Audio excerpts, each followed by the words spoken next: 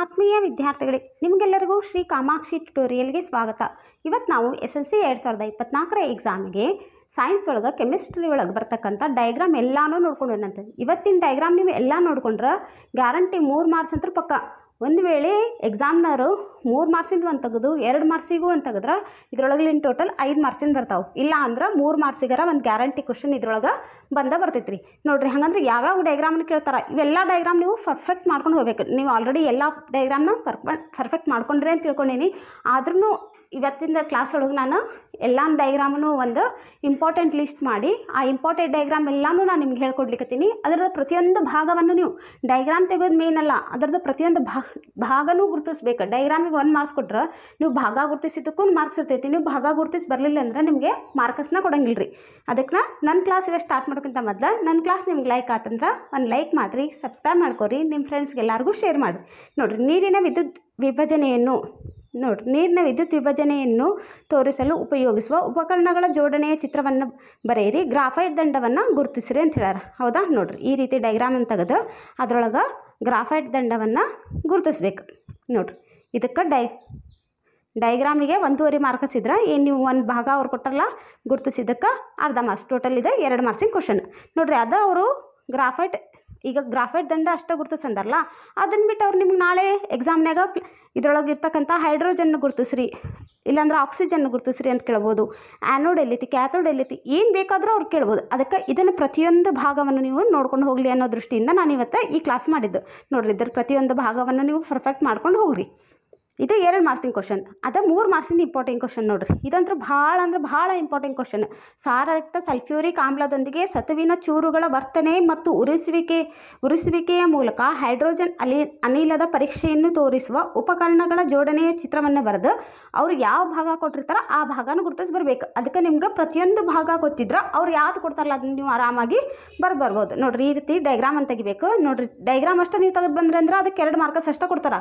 ಅವ್ರು ಕೊಟ್ಟಿದ್ದು 2 ಭಾಗವನ್ನು ನೀವು ಎಲ್ಲ ಗುರುತಿಸಿ ಬಂದ್ರೆ ಅದಕ್ಕೆ 1 ಮಾರ್ಕ್ಸ್ ಇರ್ತೈತಿ. 1 ಮಾರ್ಕ್ಸ್ ನೀವು ಲೂಸ್ ಮಾಡ್ಕೊಂಡು ಬರೋಕೆ ಹೋಗಬೇಡ್ರಿ. 1 ಮಾರ್ಕ್ಸ್ ಅನ್ನೋದು ಎಷ್ಟು ಇಂಪಾರ್ಟೆಂಟ್ ಅಂತ ನಿಮ್ಗೆ ಎಲ್ಲರಿಗೂ ಗೊತ್ತು. ಅದಕ್ಕೆ ಏನು ಮಾಡಿರಿ, ಪ್ರತಿಯೊಂದು ಭಾಗವನ್ನು ನೋಡ್ಕೊಂಡು ಹೋಗ್ರಿ. ನೋಡಿರಿ, ಅದರದ ಪ್ರತಿಯೊಂದು ಈಗ ಅಲ್ಲಿ ನಮ್ಗೇನು ಕೇಳಿದ್ರು, ಬರೀ ಸತುವಿನ ಚೂರುಗಳನ್ನು ಮತ್ತು ನಿರ್ಗಮನಾಳವನ್ನು ಗುರುತಿಸಿ ಅಂತ ಹೇಳಿದರು.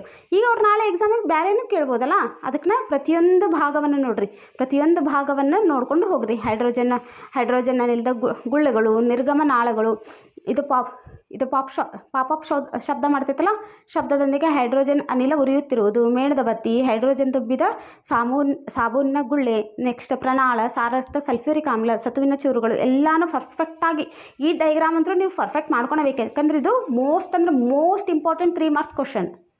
ನೆಕ್ಸ್ಟ್ ನೋಡಿರಿ, ಇದು ಒಂದು ಎಕ್ಸ್ಟ್ರಾ ಇರಲಿ ಅಂತ ಮಾಡಿಸೇನ್ರಿ ನಾ. ಯಾಕಂದರೆ ಇದನ್ನು ಒಂದು ಹೇಳಕ್ಕೆ ಬರೋಂಗಿಲ್ಲ. ಒಂದು ವೇಳೆ ಎಕ್ಸಾಮ್ನ ಟಫ್ ತೆಗಿಯೋರು, ಕ್ವಶನ್ ಪೇಪರ್ ಟಫ್ ತೆಗಿಯೋರಿದ್ರೆ ಇದನ್ನು ತೆಗಿಬೋದಂತ. ಕಾರ್ಬನ್ ಡೈಆಕ್ಸೈಡ್ ಅನಿಲವನ್ನು ಕ್ಯಾಲ್ಸಿಯಂ ಹೈಡ್ರಾಕ್ಸೈಡ್ ದ್ರಾವಣದ ಮೂಲಕ ಯಾವ ರೀತಿ ಹಾಯಿಸ್ತಾರೆ ಅನ್ನೋದು ಡಯಾಗ್ರಾಮನ್ನು ಒಂದು ಸ್ವಲ್ಪ ಇದನ್ನು ಲಕ್ಷ ಕೊಟ್ಟು ಒಂದು ಸ್ವಲ್ಪ ನೋಡ್ಕೊಂಡು ಹೋಗ್ರಿ. ಯಾಕಂದ್ರೆ ಒಂದು ವೇಳೆ ಕೇಳಿದ್ರು ಕೇಳ್ಬೋದು, ಆದರೆ ಇದು ಎಷ್ಟು ಇಂಪಾರ್ಟೆಂಟ್ ಅಲ್ಲ, ಅದನ್ನು ಒಂದು ಸ್ವಲ್ಪ ನೋಡ್ಕೊಂಡು ಹೋಗಲಿ ಅನ್ನೋ ದೃಷ್ಟಿಯಿಂದ ಇದನ್ನು ನಾನು ಆ್ಯಡ್ ಮಾಡಿದ್ರಿ ಎಕ್ಸ್ಟ್ರಾ. ನೆಕ್ಸ್ಟ್ ಇದು ಮೋಸ್ಟ್ ಇಂಪಾರ್ಟೆಂಟ್, ಇದನ್ನು ಇಂಪಾರ್ಟೆಂಟ್ ನೋಡಿರಿ. ನೀರಿನಲ್ಲಿ ಆಮ್ಲೀಯ ದ್ರಾವಣ ವಿದ್ಯುತ್ತನ್ನು ಪ್ರವಹಿಸುತ್ತದೆ ಎಂಬುದನ್ನು ತೋರಿಸುವ ಉಪಕರಣದ ಚಿತ್ರವನ್ನು ತೆಗೆದು ಕೆಳಗಿನ ಭಾಗವನ್ನು ಗುರುತಿಸ್ರಿ. ಅಂದರೆ ಈ ರೀತಿ ಡಯಾಗ್ರಾಮ್ ಅಂತ ತೆಗೆದು ಅದರ ಭಾಗವನ್ನು ಗುರುತಿಸ್ಬೇಕು. ನೋಡಿದ್ದೆ ರಬ್ಬರ್ ಕಾರ್ಕ್, ಸಾರಯುಕ್ತ ಹೈಡ್ರೋಕ್ಲೋರಿಕ್ ಆಮ್ಲ, ಇದನ್ನೆಲ್ಲ ಚಿತ್ರಕ್ಕೆ 1.5 ಮಾರ್ಕ್ಸ್, ಇದೊಂದು 2 ಮಾರ್ಕ್ಸ್. ಇದು 2 ಮಾರ್ಕ್ಸಿನ ಕ್ವಶನ್. ನೋಡಿರಿ, ಅದು ನಿಮ್ಗೆ ಪೂರಾ ನಿಮ್ಗಿರಲಿ ಅನ್ನೋ ಸಂಬಂಧ ನಾನು ನೀರಿನಲ್ಲಿ ಆಮ್ಲೀಯ ದ್ರಾವಣವನ್ನು ಪ್ರವಹಿಸ್ತಕ್ಕಂಥದ್ದು ಫುಲ್ ಡಯಾಗ್ರಾಮ್ ಇದು ಫುಲ್ ಅದರೊಳಗೆ ಎಲ್ಲ ಪಾರ್ಟ್ಸ್ ಇದ್ದಿದ್ದು. ನಿಮ್ಗೆ ಎಕ್ಸಾಮ್ನಾಗ 1 ಅಥವಾ 2 ಅಷ್ಟೇ ಕೇಳ್ತಾರೆ. ಆದರೆ ನೀವೆಲ್ಲನೂ ನೋಡ್ಕೋಬೇಕಲ್ಲ, ಅದು ಅವ್ರು ಯಾವ್ದು ಕೇಳ್ತಾರೆ ಅಂತ ನಿಮ್ಗೆ ಗೊತ್ತಿಲ್ಲ. ಅದಕ್ಕೆ ಇದು ರಬ್ಬರ್ ಕಾರ್ಕ್, ಸಾರಯುಕ್ತ HCl ದ್ರಾವಣ, ಮೊಳೆ, ಬೀಕರ್, ಸ್ವಿಚ್, ಬಲ್ಬ್, ಓಲ್ಟ್ ಬ್ಯಾಟರಿ ಇವೆಲ್ಲನೂ ಭಾಗವನ್ನು ನೋಡಿಕೊಂಡು ಹೋಗ್ರಿ.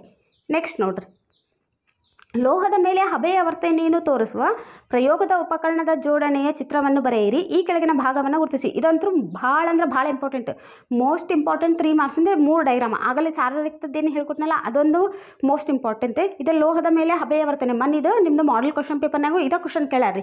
ನೋಡಿರಿ, ಇದನ್ನು ನೋಡ್ಕೊಂಡು ಹೋಗ್ರಿ. ಇದ್ರೊಳಗೆ ಲೋಹದ ಚೂರು ಮತ್ತು ವಿತರಣಾ ನಳಕಿ ಕೇಳಿದ್ರು, ನಾಳೆ ನಿಮ್ಗೆ ಅದು ಬೇರೆ ಕೇಳಿದ್ರು ಕೇಳ್ಬೋದು. ನೋಡಿರಿ, ಇವೆಲ್ಲ ಪಾರ್ಟ್ಸ್ ಡಯಾಗ್ರಾಮ್ ನೋಡ್ಕೊಂಡು ಇವೆಲ್ಲ ಭಾಗಗಳನ್ನು ಕರೆಕ್ಟಾಗಿ ನೋಡ್ಕೊಂಡು ಹೋಗ್ರಿ. ಲೋಹದ ಚೂರು, ಬರ್ನರ್, ನೀರಿನಲ್ಲಿ ಅದ್ದಿದ ಗಾಜಿನ ಚೂರು, ಸ್ತಂಭ, ಲಾರ್ಕ್, ವಿತರಣಾ ನಳಿಕೆ, ಹೈಡ್ರೋಜನ್ ಅನಿಲ, ನೀರು, ಸ್ತಂಭ ಇವೆಲ್ಲ ಪ್ರತಿಯೊಂದನ್ನು ನೋಡ್ಕೊಂಡು ಹೋದ್ರೆ ಅವ್ರು ನಿಮ್ಗೆ ಯಾವ್ದು ಕೇಳಿದ್ರು ನೀವು ಈಸಿಯಾಗಿ ಮಾಡಿಬಿಡ್ಬೋದು. ನೋಡಿರಿ 3 ಮಾರ್ಕ್ಸ್ ಲೂಸ್ ಮಾಡ್ಕೊಳಕ್ಕೆ ಹೋಗ್ಬೇಡ್ರಿ. ಡೈಗ್ರಾಮ್ ಅಂತೂ ತೆಗಿತೀರಿ, ಅದ್ರೊಳಗೆ ಪ್ರತಿಯೊಂದು ಭಾಗವನ್ನು ನೋಡ್ಕೊಂಡು ಹೋದ್ರೆ ನಿಮ್ಗೆ 3 ಮಾರ್ಕ್ಸ್ ನಿಮ್ಮ ಕೈಯಾಗಿದ್ದಂಗೆ ರೀ.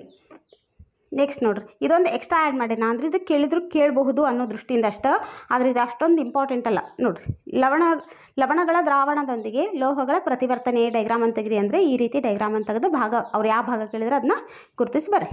ನೆಕ್ಸ್ಟ್ ನೋಡಿರಿ, ಲವಣ ದ್ರಾವಣದ ವಾಹಕತೆಯನ್ನು ಪರೀಕ್ಷಿಸಲು ಉಪಯೋಗಿಸುವ ಉಪಕರಣದ ಜೋಡಣೆ ಚಿತ್ರವನ್ನು ಬರೆದು ಗ್ರಾಫೈಟ್ ದಂಡವನ್ನು ಗುರುತಿಸ್ರಿ ಅಂತ ಹೇಳಾರ. ಗ್ರಾಫೈಟ್ ದಂಡವನ್ನು ಗುರುತಿಸ್ಬೇಕು.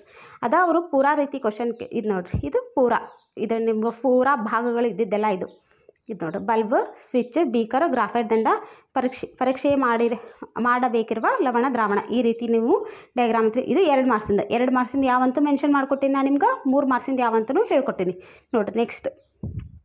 ನೆಕ್ಸ್ಟ್ ತಾಮ್ರದ ಸಲ್ಫೇಟ್ ದ್ರಾವಣದಿಂದ ತಾಮ್ರವನ್ನು ಶುದ್ಧೀಕರಿಸಲು ಉಪಯೋಗಿಸುವ ಉಪಕರಣ ಜೋಡಣೆಯ ಚಿತ್ರವನ್ನು ಬರೆಯಿರಿ ಮತ್ತು ಇವೆರಡು ಕೆಳಗಿನ ಭಾಗಗಳನ್ನ ಗುರುತಿಸ್ಬೇಕು. ಕ್ಯಾಥೋಡ್, ಧನಾಗ್ರ ಮಡ್ಡಿ ಇವೆರಡನ್ನ ಗುರುತಿಸ್ಬೇಕು. ನೋಡಿರಿ, ಈ ರೀತಿ ಆ ಡೈಗ್ರಾಮ್ ಅಂತ ತೆಗೆದು ಯಾವ್ದು ಧನಾಗ್ರ ಮಡ್ಡಿ ಎಲ್ಲೈತಿ, ಕ್ಯಾಥೋಡ್ ಎಲ್ಲೈತಿ ಇದನ್ನು ಗುರುತಿಸಿ ಬರ್ರಿ. ನೋಡಿರಿ, ಇದು 2 ಮಾರ್ಕ್ಸಿನ ಕ್ವಶನ್. 3 ಮಾರ್ಕ್ಸಿಂದ ಇಂಪಾರ್ಟೆಂಟ್ ಕ್ವಶನ್ಸು ಹೇಳೀನಿ, 2 ಮಾರ್ಕ್ಸಿಂದ ಇಂಪಾರ್ಟೆಂಟ್ ಕ್ವಶನ್ಸು ಹೇಳೀನಿ. ನೋಡಿರಿ, ಲೋಹದ ಶುದ್ಧೀಕರಣದ್ದು ಇದೇನು ಡೈಗ್ರಾಮ್ ತೆಗೆಂದ್ರೆ ಇದು ಲೋಹದ ಶುದ್ಧೀಕರಣದ ಮೇಲೆ ಇರ್ತಕ್ಕಂಥ ಡೈಗ್ರಾಮ್ ಕೇಳಿದ್ರು. ನೋಡಿರಿ, ಈ ರೀತಿ ಕ್ಯಾಥೋಡ್, ಆ್ಯನೋಡ್, ಆಮ್ಲೀಕರಿಸಿದ ತಾಮ್ರದ ಸಲ್ಫೇಟ್ ದ್ರಾವಣ ಸಂಗ್ರಹ, ಇದಕ್ಕೆ ಧನಾಗ್ರ ಮಡ್ಡಿಯರ ಕೊಡ್ಬೋದು ಅಥವಾ ಕಶ್ಮಲಗಳು ಅಂತಲೂ ಕೊಡ್ಬೋದು. ಇದಿಷ್ಟನ್ನು ನೀವೇನು ಮಾಡ್ಬೇಕ್ರಿ, ಗುರುತಿಸ್ಬರ್ಬೇಕು. ಇವತ್ತೆಲ್ಲ ನಾನು ನಿಮ್ಗೆ ರಸಾಯನಶಾಸ್ತ್ರದಲ್ಲಿ ಬರ್ತಕ್ಕಂಥ 3 ಮತ್ತು 2 ಮಾರ್ಕ್ಸಿಗೆ ಕೇಳ್ತಕ್ಕಂಥ ಡೈಗ್ರಾಮ್ ಎಲ್ಲನೂ ಹೇಳ್ಕೊಟ್ಟಿನಿ. ಇವೆಲ್ಲ ಡೈಗ್ರಾಮ್ ಪ್ರಾಕ್ಟೀಸ್ ಮಾಡ್ಕೊಂಡು ಹೋಗ್ರಿ.